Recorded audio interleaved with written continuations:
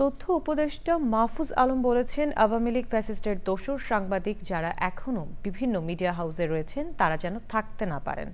তিনি বলেন, একটি রাজনৈতিক দল তাদের অতীত কর্মকাণ্ডের জন্য বারবার ক্ষমা চাইছে, কিন্তু কোনো সাংবাদিক কোনো ধরনের ক্ষমা চাননি।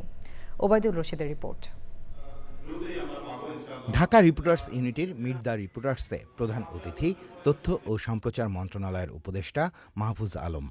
বক্তব্য এবং প্রশ্নোত্তর পর্বে তিনি সাংবাদিকদের জন্য 2 দিনের ছুটির আহ্বান জানিয়ে বলেন, সকল মিডিয়া হাউসের সাংবাদিকদের জন্য নবম গ্রেড থেকে বেতন কাঠামো ঠিক করতে চান তিনি। সাংবাদিকদেরও তো কিছু দায়িত্ব আছে, যে অপসাংবাদিকদের বিরুদ্ধে যাতে তারা সোচ্চার হন এবং তারা যাতে এই যারা অপসাংবাদিকতা করে ফ্যাসিস্টের দোষর ছিল তাদেরকে যাতে এই হাউসগুলোতে যাতে কোনোভাবে তারা না থাকে।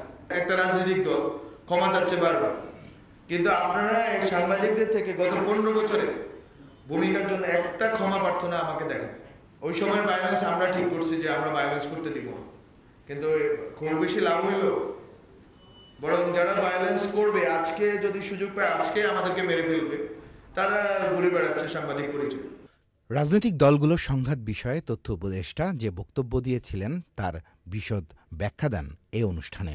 আমি বলছি যে বাংলাদেশে যেই ধরনের ক্রাইসিসগুলো ডেভেলপ করতেছে, প্রধান উপদেষ্টা থাকার কারণে, আস্থার কারণে জুলাই সনদ অন্তর্ভুক্ত এটার মধ্যে রাজনৈতিক দলগুলো সংঘাতে জড়াচ্ছেন, কিন্তু যখন উনি চলে যাবেন এই সংঘাত যেই ক্ষেত্রগুলো তৈরি হয়েছে পরবর্তী সরকার এসে এটা আসলে মোকাবেলা করতে পারবে কিনা।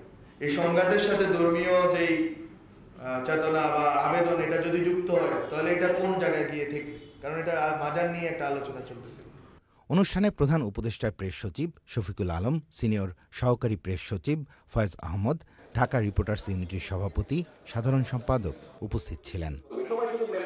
Obaidul Rashid, channel I, Dhaka.